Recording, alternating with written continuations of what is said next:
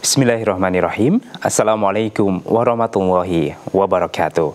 Pemirsa MTA TV dimanapun Anda berada, puji syukur Alhamdulillah senantiasa kita panjatkan kehadirat Allah Subhanahu wa Ta'ala atas nikmat dan karunia-Nya.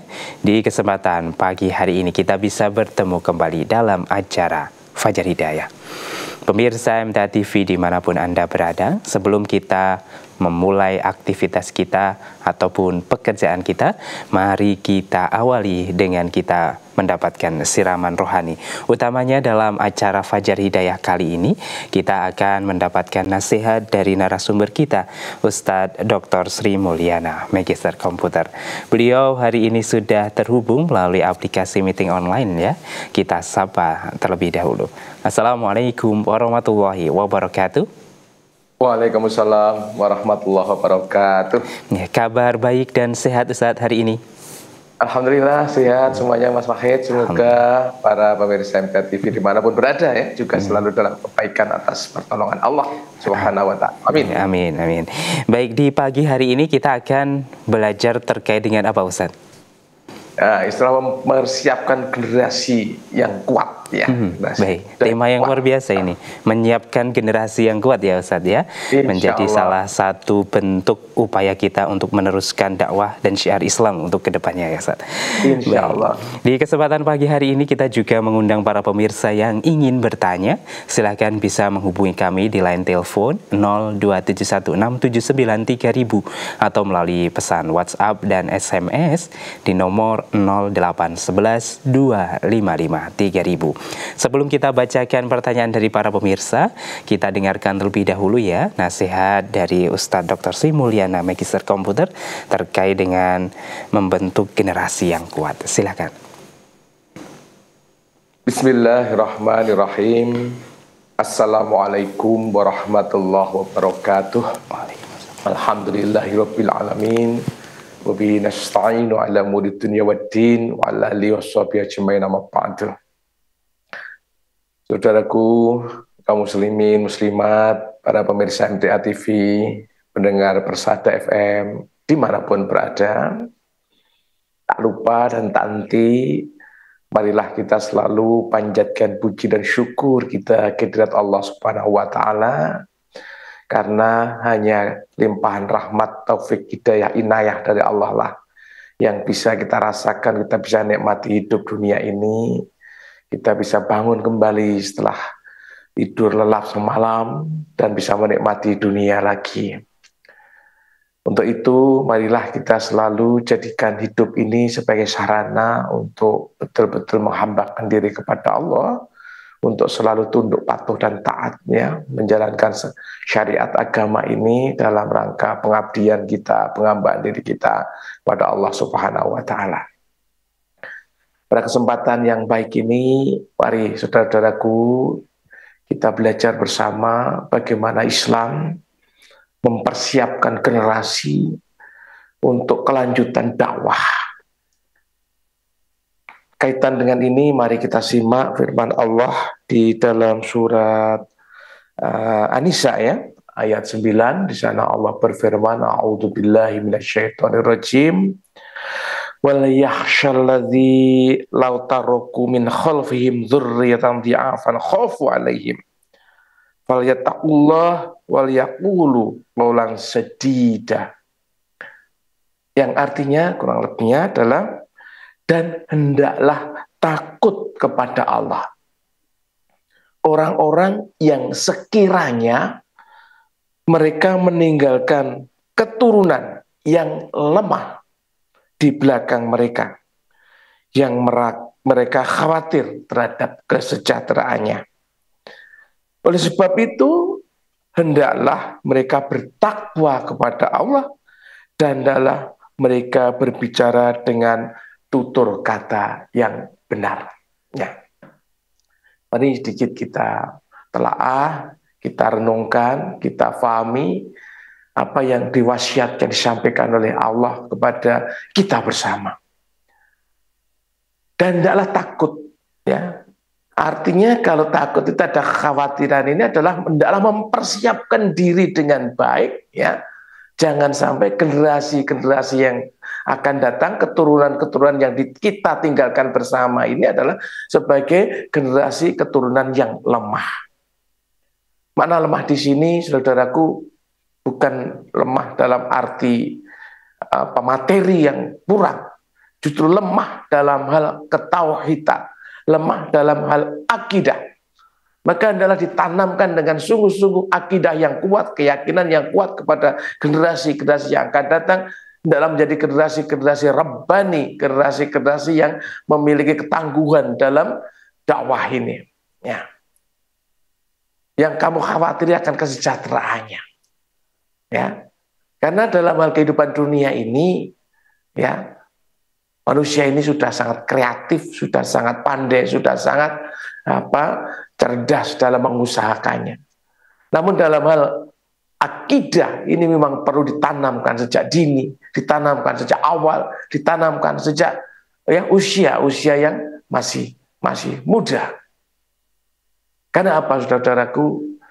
Setiap pergerakan itu adalah yang memiliki kekuatan dan memiliki lifetime-nya, usia pergerakan yang panjang, manakala dipersiapkan generasi mudanya yang tangguh, generasi mudanya yang kuat, generasi mudanya yang betul-betul bisa mengemban amanat masa depan. Karena masa depan itu adalah milik para pemuda ini. Oleh karena itu ada dua hal yang mesti kita kerjakan. Satu, dari generasi-generasi yang harus mempersiapkan generasi muda ini. Maka berilah kesempatan, berilah peluang ya untuk memulai mengasah diri, untuk mulai ya memerankan diri dalam setiap kesempatan dakwah ini. Ya. Oleh karena itu mari ya bagi generasi-generasi yang memiliki putra-putra pemuda betul-betul kita libatkan ya, kita bawa dalam kancah perjuangan ini ya. Mulai dari hal yang kecil, ya, hal yang kecil dikenalkan dengan majelis, dikenalkan berbagai kegiatan-kegiatan yang ada, diajak sebagai pengantar ustadz dan seterusnya, membaca brosur dan seterusnya. Ya, ke depan dia adalah akan menjadi pemegang dakwah yang akan datang. Ya. Dari sisi yang kedua adalah dari sisi pemudanya sendiri. Maka perlu ada kesiapan, perlu ada kemauan diri, bahwa tanggung jawab dakwah ini adalah tanggung jawab secara bersama-sama, dan tanggung jawab dakwah ini adalah memerlukan waktu yang sangat panjang, memerlukan waktu yang tidak dibatasi oleh waktu-waktu tertentu. Maka kesinambungan ini perlu ya dipersiapkan dengan sangat baik sekali. Ya. Karena ibaratnya pemuda itu menurut Hasan Al-Banna itu adalah ibarat waktu itu adalah waktu yang masih jam 12 siang gitu, ketiap gambaran suatu hari itu ya. Ya. Dia sedang semangatnya. Kekuatannya adalah kekuatan penuh, semangatnya adalah semangat yang sangat membara, sangat membahana, sangat dahsyat sekali. Maka potensi ini kalau tidak diarahkan pada jalan yang baik, maka bisa-bisa justru akan menjadi pengrusak juga yang sangat potensial. Oleh karena itu mari betul-betul ya dipersiapkan dengan baik generasi-generasi muda masa depan. Nah, bagaimana mempersiapkan generasi yang baik? Tentunya mari kita juga ingat akan nasihat yang sudah diabadikan dalam Al-Qur'an ya, yaitu nasihatnya Luqmanul Hakim ya kepada putra-putranya ya, yang termuat dalam surat Luqman mulai ayat 12 ya. Di sana dikatakan ya bahwa kita simak bersama saudara-saudaraku ya. Ini penting sekali bagaimana tata cara kita mempersiapkan generasi, cara mengajar, cara mendidik yang baik bagi generasi-generasi yang akan datang, generasi muda yang akan datang. Ya. Dari ayat 12, dan sungguh telah kami berikan hikmah kepada Luqman, ya, yang dia menasihati kepada putra-putranya, hendaklah bersyukur kepada Allah. Barang siapa yang bersyukur kepada Allah, maka sesungguhnya dia bersyukur untuk dirinya sendiri. Dan barang siapa yang tidak bersyukur atau kufur kepada Allah, maka sesungguhnya Allah Maha Kuasa, lagi Maha terpuji, Maha Kaya, lagi Maha terpuji. Maka dalam menyadari, ya, disadarkan kepada seluruh generasi ini bahwa keberadaan kita itu adalah tidak lain atas anugerah pertolongan dari Allah Subhanahu wa taala. Kita hidup, yang memberikan hidup adalah Allah. Kita hidup, yang memberikan sarana kehidupan kepada kita bersama adalah Allah. Maka tidak ada satu kata yang tepat, ya, yang lebih tepat kecuali kita mensyukuri, ya, atas semua karunia yang diberikan Allah kepada kita bersama, tidak lain dan tidak bukan digunakan untuk lebih mendekatkan diri kita kepada Allah Subhanahu wa taala. Kemudian setelah diajari bersyukur kepada Allah, zat yang menciptakan kita, maka diingatkan kepada generasi muda dan anak-anak untuk selalu berbuat baik kepada kedua orang tuanya. Dan ingatlah ketika Luqman kepada memberikan nasihat kepada anaknya ketika dia memberi pelajaran. Ya, ini pelajaran yang mendasar pertama. Wahai anakku, janganlah engkau mensekutukan Allah. Sesungguhnya mensekutukan Allah adalah benar-benar kezaliman yang besar. Pelajaran tauhid, saudara-saudara, bapak-bapak, dan kaum muslimin semuanya. Jangan sampai ada perbuatan-perbuatan syirik yang menjadi praktek dan dikerjakan oleh generasi-generasi siapapun, kapanpun, dimanapun. Ya. Karena kesyirikan ini adalah sebuah kezaliman yang sangat besar. Dan misi inilah Islam diutus, ya, Islam dibawakan oleh Rasulullah SAW dalam rangka yang ubudullah wajtanibut taghut, hanya menyembah kepada Allah semata dan menjauhi sembahan-sembahan lain. Ya, satu kalimat yang dibawa, dan ini menjadi kalimat tauhid yang sangat berbahana di muka bumi ini adalah la ilaha illallah. Tiada ilah, tiada sembahan yang pantas disembah kecuali hanya Allah semata. Ya, ini ketauhidan ini menjadi suatu hal yang paling mendasar, yang menjiwai dan mewarnai seluruh aspek kehidupan manusia. Tauhid pada Allah. Kemudian yang kedua, setelah kita memahasucikan Allah, mentauhidkan Allah, ya, maka disentuh hati seseorang itu adalah akan asal muasalnya, dari mana dia berada, atas lantaran siapa dia ada di muka bumi, yaitu dari kedua orang tua. Dan ayat selanjutnya dikatakan di sini, dan kami perintahkan kepada manusia, ya, agar berbuat baik kepada kedua orang tuanya. Kedua orang tuanya, ayah ibunya. Lalu disentuh pemahamannya bahwa ibunya telah mengandungnya dalam keadaan lemah yang bertambah-tambah, ya, dan menyapihnya dalam usia 2 tahun, gitu ya. Dan bersyukurlah kepadaku, pada Allah, dan kepada kedua orang tuamu, dan hanya kepada aku, pada Allah lah kembali. Ya, ini berbuat baik, berbakti kepada orang tua, ya.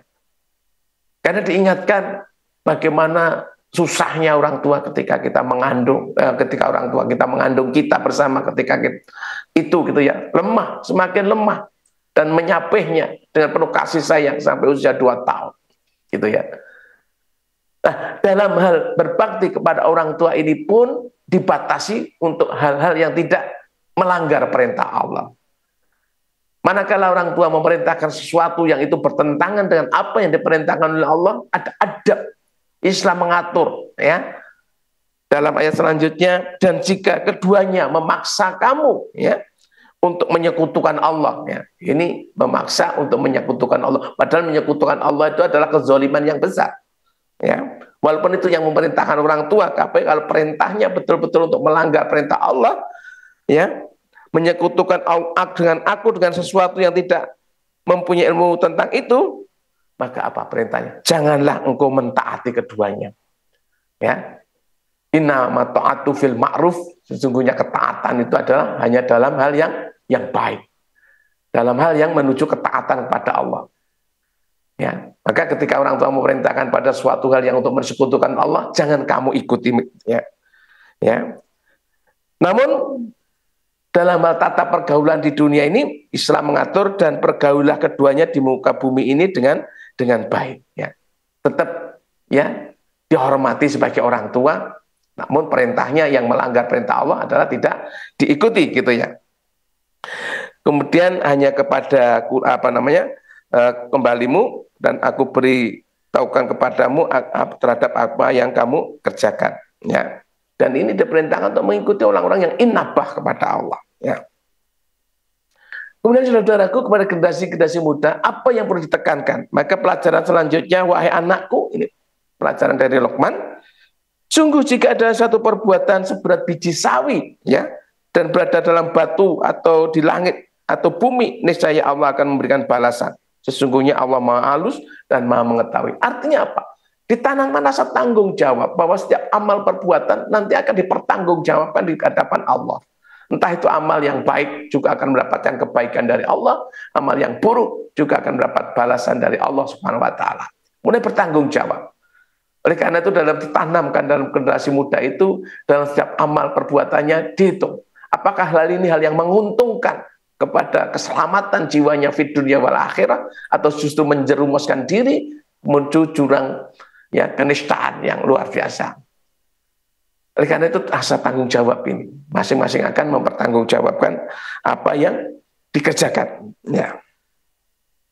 Kemudian saudaraku, apa yang diperintahkan selanjutnya, wahai anakku, ini sebagai bentuk kewajiban utama sebagai hamba kepada Allah, laksanakanlah sholat, melaksanakan sholat dengan penuh penuh pengharapan kepada Allah bahwa itu adalah sebagai sarana untuk ya menghambakan diri kepada Allah.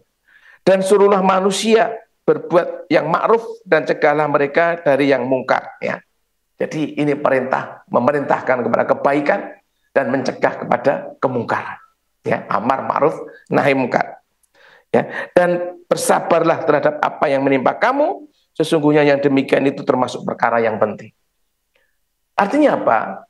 Dari ayat ini ditanamkan penuh kesadaran bahwa dalam berdakwah itu tidak selalu mendapatkan sesuatu hal yang sesuai dengan harapan kita. Setiap dakwah menuju jalan kebenaran pasti ada setan, ada rintangan, ada hambatan, ya, yang menghalangi itu semuanya. Dan salah satu bentuk hambatan yang terkuat adalah ya penyakit yang datang dari dirinya sendiri, rasa malas, ya, rasa futur, ya, rasa loyo, rasa tidak bersemangat. Itulah hambatan-hambatan yang mari betul-betul menjadi perhatian kita untuk kita bersihkan dari diri ini. Ya, masa depan adalah milik para pemuda. Maka pemuda yang tangguh, pemuda yang beriman, pemuda yang bertakwa, inilah calon pengisi-pengisi, ya, calon pemakmur dunia di masa-masa yang akan datang. Ini perlu kita persiapkan dengan baik. Ya.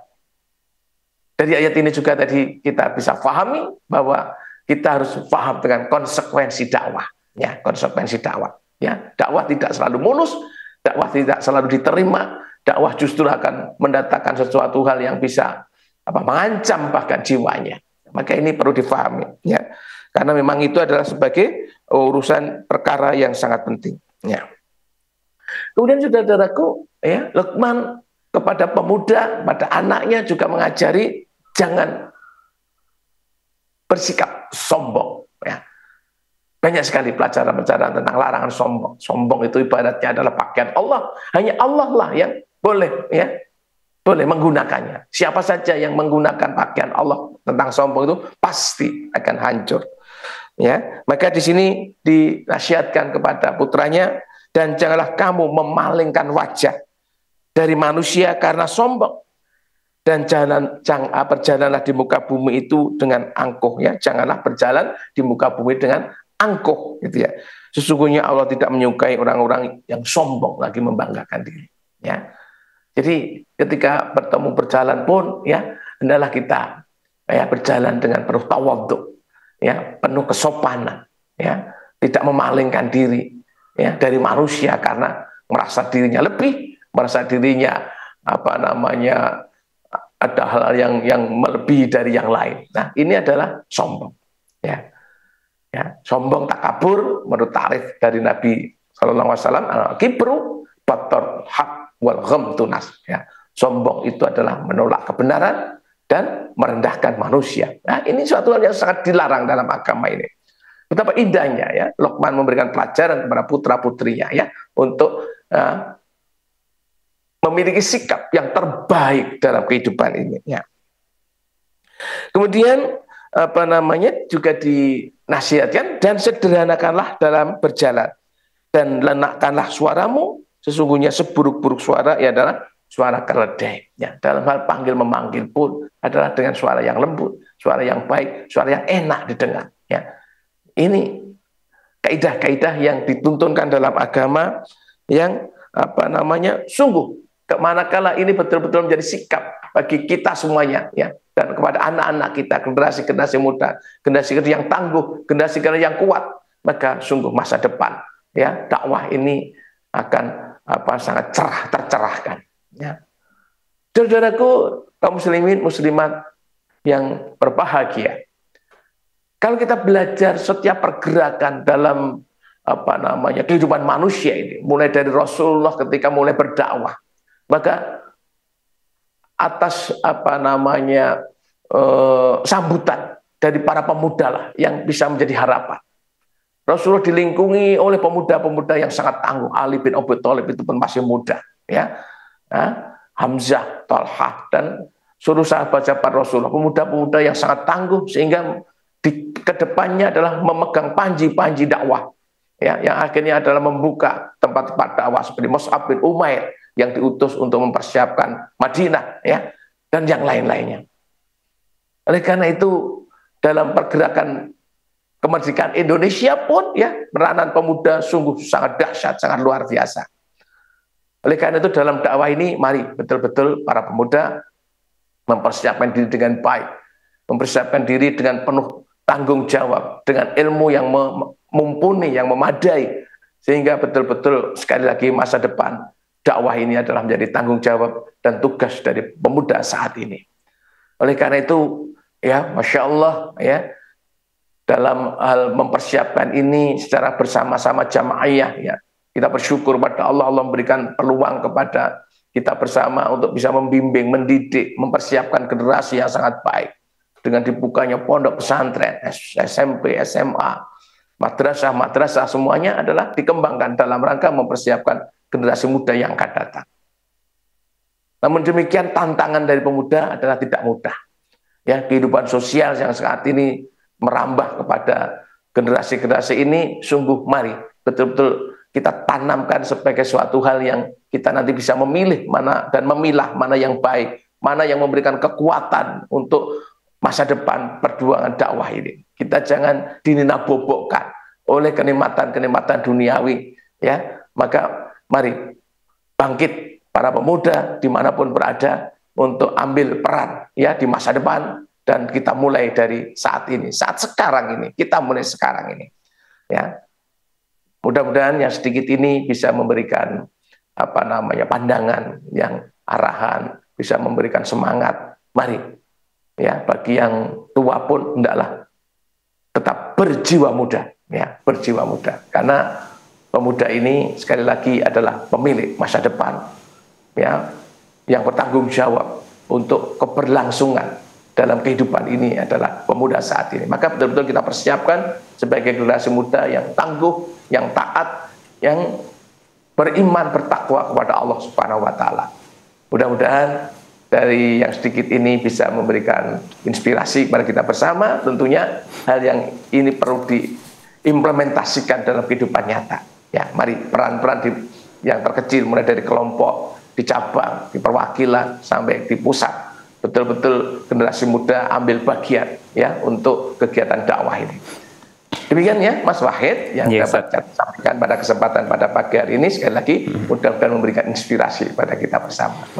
Baik, terima kasih Ustadz untuk nasihatnya di kesempatan pagi hari ini, utamanya terkait dengan membangun generasi yang kuat, ya. Semoga bisa kita fahami dan tentunya nanti bisa kita laksanakan nasihat-nasihatnya. Baik Ustadz, kita rehat terlebih dahulu, nanti kita akan lanjutkan dan tentunya akan membacakan pertanyaan dari para pemirsa yang sudah masuk melalui pesan WhatsApp dan SMS di nomor 0811 255 3000. Selepas jeda kita akan kembali dalam acara Fajar Hidayah. Baik, saudaraku pemirsa MTA TV dimanapun Anda berada, terima kasih Anda masih bersama kami dalam acara Fajar Hidayah. Di kesempatan pagi hari ini tentunya kita masih bersama dengan Ustadz Dr. Sri Mulyana, Magister Komputer.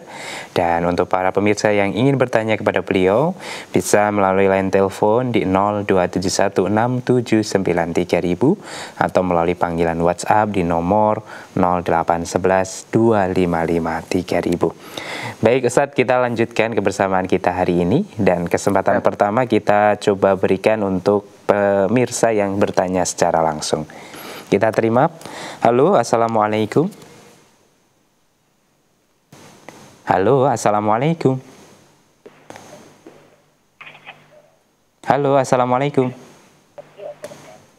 Waalaikumsalam warahmatullahi wabarakatuh. Baik, dengan Bapak siapa dan dari mana ini? Ini Pak Hadi di Palembang. Baik, Pak Hadi, pertanyaannya silakan. Assalamualaikum Ustaz. Waalaikumsalam warahmatullahi wabarakatuh. Monggo Pak Hadi. Maaf Pak Ustaz, ini juara tema. Di tempat saya itu banyak sekali orang berbuat yang saya sendiri tidak tahu hukumnya. Itu menjemur pakaian di rumah-rumah itu. Nah ini apa termasuk riya? Apa tabarut Pak Ustaz?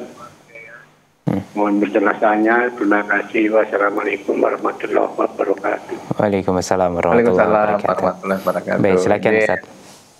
Menjemur pakaiannya di rumah itu kayak pamer gitu ya. Insya Allah Bapak, mari kita bersihkan hati kita dari prasangka yang tidak baik ya.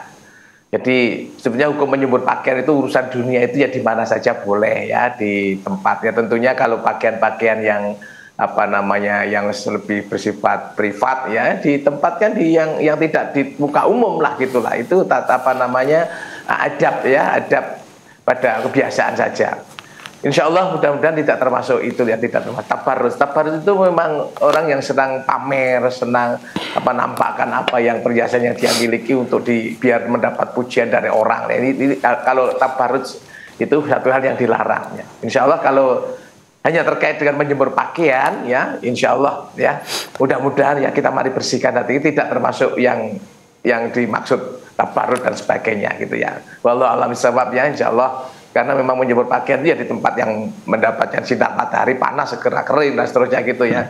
Tapi sekali lagi memang ada adab itu ya suatu hal yang kalau diikuti menjadi hal yang baik ya, untuk pakaian-pakaian yang bersifat secara pribadi begitu ya. Ya hendaknya ya ditempatkan di tempat-tempat yang agak tersembunyi begitu ya, jangan disowkan, ditampakkan di tempat-tempat umum begitu ya, padahal itu adalah bagian-bagian yang bersifat pribadi. Ini adab yang juga sangat baik ketika diikuti ya, begitu ya. Jadi Pak Hadi, mari kita tidak perlu memperturutkan perasaan gitu ya, insya Allah ya, mudah-mudahan ya itu dilakukan dengan ya biasa saja, tidak ada niat apapun ya. Kalau alam sawab berkata. Baik, terima kasih Ustaz untuk nasihatnya. Masih di line telepon, kita lanjutkan untuk memberikan kesempatan penanya di kesempatan pagi hari ini. Halo, Assalamualaikum. Waalaikumsalam. Baik, dengan siapa dan dari mana ini? Pak Wo, Tuban. Pak Wo di Tuban ya? Ya. Silahkan pertanyaannya Bapak. Mau tanya tentang bagaimana kita menyikapi Ka'bah yang benar, diimani atau dihormati. Yang kedua, berapa negara yang menjalankan hukum Islam? Udah, itu aja. Terima kasih. Assalamualaikum. Waalaikumsalam warahmatullahi wabarakatuh. Baik, ada dua pertanyaan Ustadz. Bagaimana cara menyikapi kabar yang benar? Apakah harus diimani atau seperti apa? Dan yang kedua, ya? Baik Ustadz. Kabar. Iya. Yang kedua, berapa banyak negara yang saat ini menggunakan hukum Islam Ustadz? Bapak Wo di Tuban tadi ya. Bagaimana menyikapi kabar yang benar ya.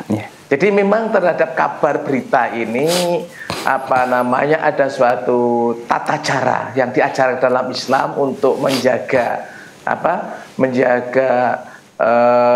ketenangan dalam hidup itu. Kita tidak serta-merta mendengarkan dan menyebarkan itu ya. Maka setiap mendapat berita itu perlu tabayun, perlu klarifikasi, perlu ditanjehke, perlu dijelaskan tentang kebenaran berita itu ya. Bahkan ada kaidah hadis seperti ini Bapak ya, mari kita menjadi pedoman kita. Kafa bil mar'i ismun ayuhaddisu bi kulli ma sami'. Cukuplah seorang itu berdosa apabila selalu memperdengarkan atau menyiarkan atau mengabarkan setiap apa yang didengarnya. Jadi setiap apa yang didengar lalu dikabarkan, dikabarkan, ini ternyata sikap yang kurang tepat dan tidak bagus. Ya.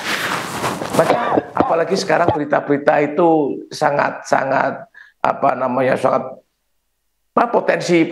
potensi tidak benarnya itu sangat besar. Ya. Apalagi berita-berita yang menyangkut fitnah. Ini sungguh sesuatu hal yang harus kita berhati-hati. Oleh karena itu dalam kehidupan beragama ini, kalau kita mendapat berita buruk, berita baik atau apa, kita adalah menjadi pendengar yang terakhir. Ya, setiap ada berita itu disampaikan kepada pimpinan biar diambil langkah-langkah yang tepat untuk disikapi gitu ya. Jangan kita menjadi penyebar berita itu. Kalau berita itu termasuk berita yang bohong, berarti kita adalah termasuk penyebar kebohongan. Ya, maka sekali lagi berita ini sudah sangat berseliweran masuk pada kita ini ya, maka jangan mudah-mudah ya kita menyampaikan, menyambung berita itu, apalagi kita yang tidak mengerti tentang sesuatu hakikat yang sebenarnya. Maka kalau kita ingin mendapatkan kejelasan perlu tabayun, ya, diklarifikasi, dijelaskan kepada pihak-pihak yang terkait ya. Jangan cepat-cepat menyebarkan setiap apa yang didengar. Maka kita ingat tadi nasihat tadi, kafa bil mar'i ismun ayu hadisu bikulli masami, ya. Cukup seorang itu berdosa ya manakala ya selalu membicarakan, menyebarkan setiap apa yang didengarnya gitu ya. Ya, ini menjadi perhatian kita bersama ya. Kemudian apakah ada negara-negara yang sudah menjalankan syariat Islam ya? Bapak dan saudaraku, mari syariat Islam itu kita kerjakan dari apa yang kita bisa kerjakan dalam diri kita ya. Ya, tentang negara mana itu insya Allah ya biar itu menjadi urusan mereka. Yang lebih paling kecil daripada diri kita, sudahkah syariat yang kita paham ini kita kerjakan? Maka kita akan bertanggung jawab terhadap apa yang kita mulai. Kita mulai hal yang kecil saja tentang sholat 5 waktu. Apakah kita sudah memperhatikan sholat 5 waktu kita bahwa afdhalus sholat itu di awal waktu? Apakah kita sudah melaksanakan itu secara benar sesuai gerakan bacaan yang dituntunkan oleh Rasulullah? Ini yang kecil-kecil saja. Ya, Islam mensyariatkan bahwa kita tidak boleh selalu mencari kesalahan satu dengan yang lain. Ya, kita mulai seperti itu. Janganlah dari diri kita muncul sikap-sikap yang justru tajassus, ya, suka mencari-cari salah, menggunjing, ngerasani. Bahkan ini diistilahkan oleh Allah bahwa menggunjing, merasani saudaranya itu laksana pesta bangkai saudaranya yang telah mati. Hal yang kecil ini. Ya. Kalau Rasulullah mewasiatkan pada kita memberikan isyarat ada 3 hal yang kalau dikerjakan itu adalah sebagai munafik, kholishan, munafik yang tulen, sudahkah kita menjauhkan diri dari sifat itu? Apa itu? Jika berkata dusta, jangan sampai ada kedustaan yang keluar dari mulut kita. Kalau diberi amanah dikhianati gitu ya, kalau berjanji tidak ditepati. Ini adalah sikap-sikap yang kalau kita kerjakan ya, kita jauhkan diri dari sikap itu sudah dalam rangka kita sudah menegakkan keislaman yang ada pada diri kita. Sebagaimana nasihat Luqman tadi, sudahlah kita menjadi hamba-hamba Allah yang mentauhidkan Allah, memahasucikan Allah, mengesahkan Allah dengan memenuhi segala kewajiban kita sebagai hamba kepada Allah ya. Sudahkah kita berbuat berbakti kepada orang tua kita? Ya, jangan sampai kita bersifat sombong ya, berjalan dengan angkuh di muka bumi ya. Ini hal-hal yang kecil yang melekat ini, mari ya. Kita tidak usah mulai berpikir ini negara ya, karena kumpulan negara akan menjadi baik ketika dimulai dari rakyatnya, masing-masing individu itu baik. Mari kita perbaiki diri kita. Anfusakum wa ahlikum nar. Mulai dari apa yang kita bisa kerjakan. Mari bersama-sama kita yang orang-orang yang mengkaji Al-Quran di setiap kesempatan ini, Al-Quran itu betul-betul menjiwai dalam praktek kehidupan sehari-hari kita. Insya Allah nanti akan tegak, walaupun kita mulai dari tegaknya dari mulai diri kita sendiri. Ya, itulah menurut saya yang lebih penting, Bapak, gitu ya. Tidak perlu mencari negara mana yang sudah melaksanakan syariat Islam, apakah betul-betul syariat Islam dikerjakan secara penuh dan seterusnya ya. Maka syariat Islam kita mulai kerjakan dari setiap diri umat Islam ini. Ibda binafsik, mulai dari diri kita masing-masing. Kita mulai bertanggung jawab ya terhadap syariat-syariat yang telah ditekankan dituntunkan dalam agama ini. Mari kita ngaji dengan benar, mengamalkan hasil pengajian dengan benar, ya. Kita hidup dalam masyarakat dengan benar sesuai dengan tuntunan agama yang kita pelajari dengan benar, ya. Insya Allah nanti akan tegak, ya, mulai berdiri dari sekup, ya, mulai dari yang kecil, nanti akan tumbuh sehingga tercipta kehidupan yang betul-betul atas petunjuk Allah, ya. Mari kita berusaha seperti itu dengan memulai dari yang sekup kecil diri kita. Makasih Bapak, ya, mudah-mudahan mohon maaf kalau tidak begitu mengena dari yang pertanyaan, tapi ada hal yang penting yang mari menjadi lebih fokus untuk kita perhatikan bersama. Nah, mudah-mudahan bisa dipahami, matur nuwun. Ya, Allahu a'lam bishawab. Baik, semoga bisa dipahami untuk Pak Wo, ya, khususnya yang ada di Tuban, dan untuk para pemirsa. Beralih ke pertanyaan tertulis, Ustaz. Yang pertama dari Ibu Hanifah di Karanganyar. Ustadz, saya diuji dengan keuangan, bahkan dulu pernah diuji dengan orang ketiga. Sempat berpikir daripada orang ketiga mending dengan tidak punya uang. Na'udzubillah, karena merasa sakit sekali, Ustadz. Ustadz, bagaimana cara kita meminta ampun dan bisa kembali lagi kehidupan ekonomi kami baik? Karena masa itu masih muda. Sekarang sudah pensiun, Ustadz. Kami malah diuji dengan kekurangan uang dan berhutang. Mohon pencerahannya, Ustadz. Izin, Ibu dan juga pemirsa TV dimanapun berada, hidup dan ujian, apalagi bagi orang yang beriman, ini sesuatu yang tidak bisa dipisahkan. Maka mensikapi bahwa ini ujian dari Allah untuk menguji kesabaran, keimanan kita adalah sikap yang terbaik. Allah berfirman, a'udzubillahi minasyaitonirrajim, ahasiban nasu ayatraku ayaqulu amanna wa hum la yuftanun walaqad fatanna alladzina min qablihim fala ya'lamanna Allahu alladzina shadaqu wa la ya'lamanal kadzibin. Ya, surat Al-Ankabut ayat 2 dan 3. Apakah manusia mengira kalau dia telah mengatakan kami telah beriman itu lalu dibiarkan saja, tidak diuji lagi? Dan sungguh aku, Allah telah memberikan ujian kepada orang-orang yang mengaku beriman. Itu sebelum kamu, sebelum kita bersama ini, orang yang beriman juga mendapatkan ujian. Maka dengan ujian itu akan diketahui siapa yang imannya iman yang benar, sodik, dan siapa yang imannya adalah iman yang tidak benar, yang kadzib, yang dusta. Itu manfaat ujian bagi kita yang mendapatkan ujian dari Allah. Nah, bentuk ujian memang bermacam-macam. A'udzubillahi minasyaitonirrajim wa lanabluwannakum bisyai'in minal khauf wal ju' wa naqsi minal amwali wal anfusi wat tsamarat babasyiris sabirin. Sungguh aku Allah akan memberikan ujian kepada kamu sekalian, kita bersama ini, dari kelaparan, ya, kekurangan harta, kekurangan jiwa, kekurangan buah-buahan, ya, seperti tadi diuji dengan keuangannya, gitu ya. Ini tentang harta dunia. Namun Allah tetap memberikan pencerahan, babasyiris sabirin.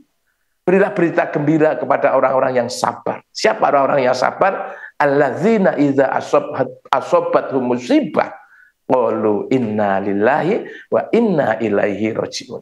Yaitu orang-orang yang tatkala mendapatkan musibah, mendapatkan ditimpa sesuatu, ya, maka ucapan yang keluar dari lisannya adalah inna lillahi wa inna ilaihi rajiun. Bahwa semuanya itu datangnya dari Allah dan semuanya akan dikembalikan pada Allah. Mari kita renungkan, kalau masalah keuangan, ibu-ibu, bapak-bapak, para pemirsa MTAT semuanya, ya, siapa tahu yang merasa sudah mendapat keuangannya itu cukup lebih, gitu ya. Kecuali rasa qanaah, rasa kesyukuran kita, ya, sikap itulah yang bisa membuat rasa cukup itu, ya.